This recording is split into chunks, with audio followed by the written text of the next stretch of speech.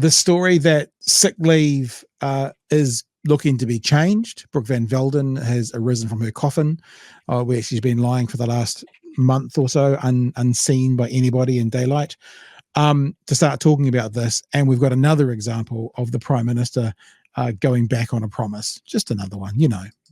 Major changes are on the way for how Kiwi workers' leave balances are handled.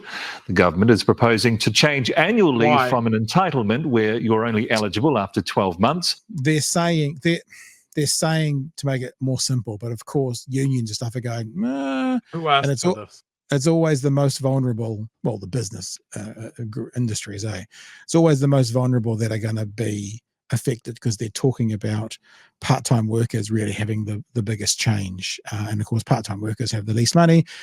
They are the working poor from time to time.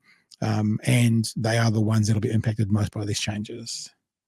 To something that has accrued from day one. Under the plan, part-time workers would no longer be eligible to the full 10 days of sick leave full-time employees get. And as Isabel Ewing reports, that change to sick leave has left the Prime Minister accused of breaking a promise to voters. A campaign trail promise is easy to make in the moment. What about the 10 days sick leave? Would you revert that to 5? Again, it is what it is now, and it's passed, and it's a 7. So do you notice the stutter again, even back then? Remember how we've identified when he's lying, there's a stutter? I wonder if that means they had thought about it back then and he was just lying, or they didn't think about it at all. But that stutter came out. Again, it is what it is now, and it's passed, and it's a 7. So Tricky to keep in a three-party coalition. Part-time workers could see their sick leave cut in half. What we're saying is if you work the full work week, you'd be entitled to 10 days sick leave. If you work fewer hours than that, it would become proportional to the hours that you're... So how much do you think we're now going to see 39-hour contracts, Chewy? 39, not 40 hours? Oh, we see that now. I'm on 39 and a half hour a week, 39-hour contract. Have been for years. I just like that Brooke thinks that part-time workers only get proportionally sick. That's weird. They don't get as sick as a full-time worker gets. When they said, and it says this later in the thing, the guy goes, imagine someone working 1 day a week part-time. If they have 10 days off, that's 10 days out of 48. At that point, I went, you know, when they say the devil's going to be in the detail, but you kind of go, that's a quarter of their year, basically. They can have, I'm prepared to have the conversation some more, but I'm very concerned about it. As for the holiday pay, I actually quite like the idea of holiday pay starting to accrue from the day you're working, which means every 3 months you'll be owed a week's holiday rather than having to wait 12 months and then get it. I actually think that's on it. So I'll put it this way, because I don't trust these guys, but from the outside looking in, that seems to be quite a good idea. That means after 3 months, I'll have a week's holidays due me already and not have to wait the full 12 months. I'm not against that idea. I think it comes to the fact that I don't trust her either. Yeah, you're right. I was going to echo the same sort of thoughts. There is a nugget of a good idea in here, which is not an arbitrary time period going past before you're able to access these sort of things, but it accrues from when you work. I know some workplaces already do this, like mine does, as an example. You know, you start working, you start earning your holiday paid like that. Yeah. And I think it does come down to a payroll issue, what businesses are able to track that way. What I have a problem with is this is going after part-time workers' sick leave. Yeah. I don't like that. There's a discomfort. Show me your workings. A disquiet in me going, why do you seem to be hampering the part-time workers? What's behind the headline? I need to see more. We'll keep playing it. Because we don't need to see more. No, we need to see less or see more. That they do a lot of this with ideas that they have around workers' rights and stuff like that. We know the Act doesn't have workers' rights in mind, but when they talk about holidays and that sort of thing, they make it sound real cool. Oh, you get X amount of days off and you just take them whenever you want. That sounds great, but downstream effects of that are very, very different. And that's what I'm wary of whenever she's talking about this. She is not coming at it from a worker's benefit point of view. Yeah. Yeah. Yep. And that's the thing. Like, that's why I said openly and honestly at the start, some of these ideas don't sound terrible, but I don't trust them. I've never heard a sentence out of her mouth that's thought of the worker first. So I'm going, what else is going on here? I can understand at a surface level someone who works 1 day a week taking a quarter of the year off. I can see how that could be problematic, but I don't trust them. And I need to know more. You miss 3 shifts in a row, or even 2 shifts in a row. Actually, you need to produce a doctor's note. Right. So, I mean, I think this is a problem that she's trying to solve that doesn't need solving. Yeah. Okay, fair. We'll keep going, eh? Working. I was really shocked to hear this proposal. This is a broken promise from the government. The proposal to reduce sick leave entitlements for part-time workers is part of Brooke Van Velden's plan to fix up the complex and unwieldy Holidays Act.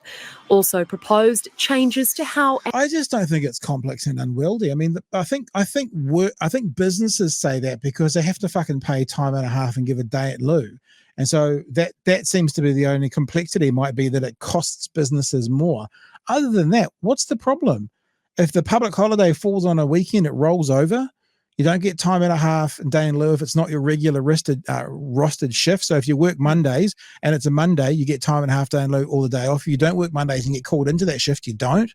Like, I feel like you've just said something interesting, and I'm trying to rephrase it. They're searching for an answer to a question that doesn't need to be asked. You know, they're going, this is unwieldy. It's actually really not. I mean, I don't have employees, but it doesn't seem difficult from the outside looking in to get your head around. Yeah, I've had to work out rosters and payroll for people, and the Holidays Act is not hard. There are 2 problems that you could solve, Brooke. Anzac Day needs to be a full day. Yep. And Easter needs a rejig. Because we haven't looked at Easter and how Easter holidays are worked out since before we had Sunday trading. Right. So in my case, I have a shift on Sunday, on Easter Sunday, right? Yeah. The shop can't open. The shop's not allowed to open. Right. But it isn't paid as a holiday. I don't have any choice in that. I have to take leave if I want to get paid for that.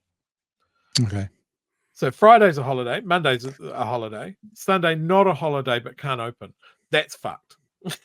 Yeah. So to me, they would. That would seem that they should just have to pay you, because if you're available, because I know that lots in law, if I'm available to work and you don't use me, then you pay me. That would seem to be the easy answer there, that you get paid because you're available to work that Sunday. If they can't shut down, well, that's between them and the government. They should still have to pay the workers. That's how I would see it. But I don't know. All right, we'll keep on. And the benefit for just real quick, the benefit for having everybody on the same holidays is for the people that usually have to work other holidays. There are very few days that someone like me that works in retail, that works all of these holiday days, can have a shared day off with other people. Yeah. With friends and family members. That's a social good. It won't come into her balance sheet, and that's all she cares about. Yeah. And look, I'm doing what I can to make you a job offer sometime soon. All right? I'm working on it. Okay? I'm working on it. All right, let's keep going. Annual leave is provided. Instead of being entitled to 4 weeks annual leave after 12 months of continuous employment, we're bringing that forward so people are accruing week by week from the moment of employment. See, that doesn't sound terrible. Good idea. I'm okay with that. Association. The legislation as it stands is very, very complicated, and that's why we've been pushing for a change for over a decade. But unions say workers' rights are being eroded under the guise of simplifying the system. It's never fair to attack people who already are at a disadvantaged situation. So part-time workers are likely to be earning less money, likely to be in more precarious situations, and in fact are just as likely to get sick as anybody else. But it's also unfair on an employer to expect to carry a balance of 10 days sick leave for someone who, if you're working once a week, that's 48 days a year and you're getting 10 days sick leave. See, I mean, if we're having a debate, I'd be like, okay, I can see your point, but the devil is in the details. The devil is in the details. I want to know more. When does this fantastical theoretical kick in? Of course. I mean, if you're working part-time 1 day a week, you probably can't afford to take any days off because you're likely a working poor or a student or something like that. You're probably looking for more work. So maybe it's semantics, maybe it's theoretical. But as I said, if we were having a debate and I was moderating it, I'd go, ding, he's made a point. That's what I'm saying. That's what I'm saying. That's a big chunk. Labor says there are problems with compliance with the Holidays Act and work was underway to improve it. One of those issues was not that people got too much sick leave. That's a political, ideological question that the ACT Party believes in. ACT also campaigned on scrapping matariki or swapping it out for one of the other statutory holidays. Brooke Van Velden said that's not on the table today. Details on proposed legislation will be released in September for targeted consultation with workers and businesses. Isabel Ewing, News Hub. What about the idea of targeted consultation? Did you pick up on that? Targeted consultation, not open consultation, targeted. No, we don't like open consultation. How much do you want to bet the targets of that conversation will be heavily weighted towards business owners and people who employ lots of other people, as opposed to workers' rights advocates? Just guessing. Maybe I'm being a bit pessimistic, but targeted. Chewy. Join a union. Join a union. Join a union. They are coming for your rights. And if they do get in to a second term in government, they will come even harder for your workers' rights. And you might have the privilege of having a good, understanding employer. All of that can change in a heartbeat. It's one of those things. You can't always trust your employer. Yeah. Things are good until they're not. Yep. And I think, as we've said, there is a nugget of a good idea here, and that is an excellent cover to wrap around all of the other bullshit that might come from this discussion.